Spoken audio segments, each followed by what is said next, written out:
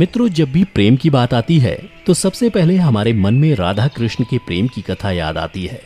परंतु अधिकतर जनमानस के मन में ये सवाल उठता है कि जब भगवान कृष्ण राधा रानी से बेइंतहा प्रेम करते थे तो फिर उन्होंने उनसे शादी क्यों नहीं की।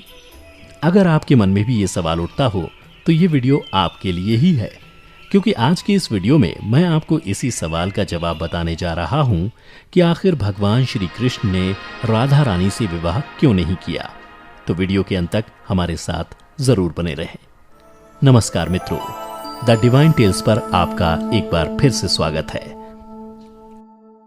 हिंदू धर्म ग्रंथों में इस प्रसंग से जुड़ी कई कथाएं प्रचलित हैं, जिनमें से सबसे पहली कथा के अनुसार ऐसा माना जाता है कि राधा कोई और नहीं बल्कि श्री कृष्ण का ही एक रूप थी।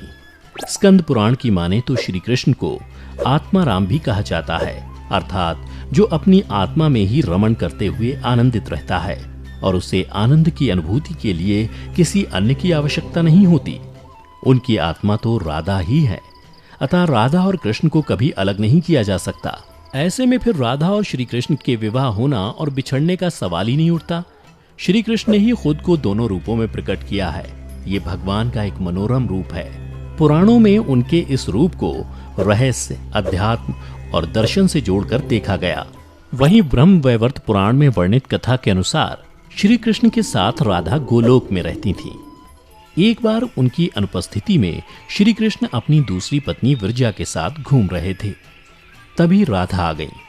वे विरजा पर नाराज होकर वहां से चली गईं। श्री कृष्ण के सेवक और मित्र श्रीदामा को राधा का यह व्यवहार ठीक नहीं लगा और वे राधा को भला बुरा कहने लगे। राधा ने क्रोधित होकर श्रीदामा को अगले जन्म में शंखचूड़ नामक राक्षस बनने का श्राप दिया। इस पर श्रीदामा ने भी उनको पृथ्वी लोक पर मनुष्य रूप में जन्म लेकर 100 वर्ष तक कृष्ण विछोह का श्राप दे दिया। राधा को जब श्राप मिला था तब श्री कृष्ण ने उनसे कहा था कि तुम्हारा मनुष्य रूप में जन्म तो होगा, लेकिन तुम सदैव मेरे पास रहोगी। यही कारण था कि राधा और श्री कृष्ण का बचपन में विछोह हो गया था। जबकि रामचरितमानस के बालकांड के अनुसार एक बार विष्णु जी ने नारद जी के साथ छल किया था। उन्हें खुद का स्वरूप देने के बजाय वानर का स्वरूप दे दिया था। इस कारण वे लक्ष्मी जी के स्वयंवर में हंसी का पात्र बन गए और उनके मन में लक्ष्मी जी से विवाह करने की अभिलाषा ही रह गई थी।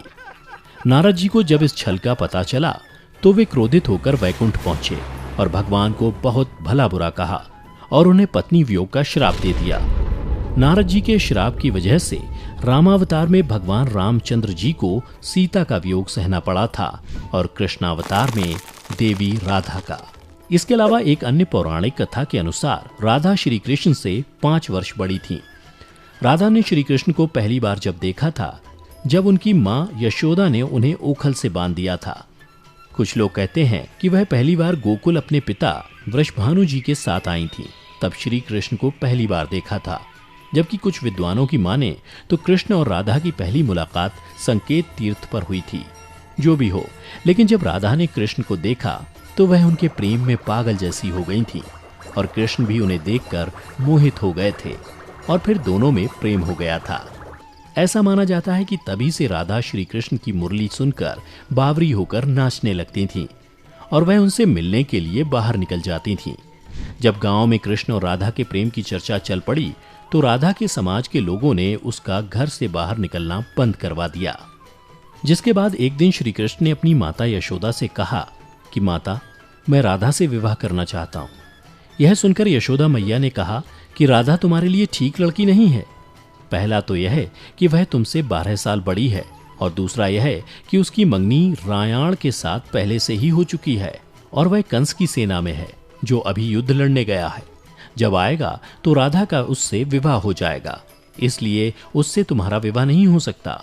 हम तुम्हारे लिए दूसरी कन्या ढूंढेंगे। लेकिन कृष्ण जिद करने लगे। तब यशोदा ने नंद से कहा। कृष्ण ने नंद की भी बात नहीं मानी। तब नंद बाबा कृष्ण को गर्ग ऋषि के पास ले गए। गर्ग ऋषि ने कृष्ण को समझाया कि तुम्हारा जन्म किसी खास लक्ष्य के लिए हुआ है। इसकी भविष्यवाणी हो चुकी है कि तुम तारणहार हो। इस संसार में तुम धर्म की स्थापना करोगे। तुम्हें इस ग्वालन से विवाह नहीं करना चाहिए। तुम्हारा एक खास लक्ष्य है। तब श्री कृष्ण कहते हैं कि मुझे नहीं बनना तारणहार, मैं तो अपनी गायों, ग्वालनों और इन नदी पहाड़ों के बीच ही रहकर प्रसन्न और आनंदित हूँ। और यदि मुझे धर्म की स्थापना करनी है तो क्या मैं इस अधर्म के साथ शुरुआत करूं कि जो मुझे चाहती है और जिसे मैं प्रेम करता हूं उसे छोड़ दूं? यह तो न्याय नहीं है। गर्ग मुनि हर तरह से समझाते हैं, लेकिन कृष्ण नहीं समझते हैं।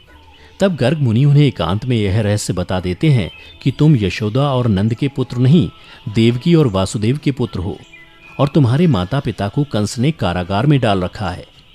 यह सुनकर श्री कृष्ण कुछ भी कहने की स्थिति में नहीं रहे और फिर उन्होंने कहा, कृपया मेरे बारे में कुछ और बताइए।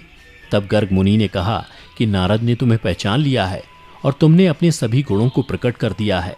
तुम्हारे जो लक्षण इस ओर संकेत करते हैं कि तुम ही वह महापुरुष हो जिसके बारे में ऋषि मुनि चर्चा करते हुए आ रहे हैं। यह सुनकर श्री कृष्ण चुपचाप उठे और गोवर्धन पर्वत की सबसे ऊंची चोटी पर जाकर अकेले आकाश को देखने लगे। बस वे वहीं दिन भर रहे और सूर्यास्त के समय ज्ञान को उपलब्ध हो गए। वहीं से उनकी दशा और दिशा बदल गई। फिर उसके बाद श्री कृष्ण कंस के बुलावे पर वृंदावन छोड़कर मथुरा चले गए और इधर राधा का विवाह यशोदा के भाई रायाण से हो गया।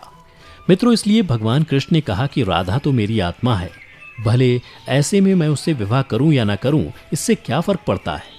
विवाह के बाद भी राधा का ना तो मेरे प्रति स्नेह कम हुआ और ना ही मेरा राधा के प्रति। इसलिए मित्रों, अगर आप भी किसी से प्रेम करते हैं और आपकी उससे शादी नहीं होती है तो निराश ना हो, बल्कि उसके प्रेम को अपने मन में हमेशा के लिए याद रखें, जैसा कि श्री कृष्ण ने किया था। तो मित्रों, उम्मीद करता हूं कि आपको श्री कृष्ण और राधा की ये प्रेम कथा पसंद आई होगी। अगर पसंद आई हो तो इसे ज़्यादा से ज़्यादा लाइक करें और अपने दोस्तों के साथ शेयर भी अवश्य करें। फिलहाल आज की वीडियो में इतना ही। अब हमें इजाज़त दें। आपका बहुत बहुत शुक्रिया।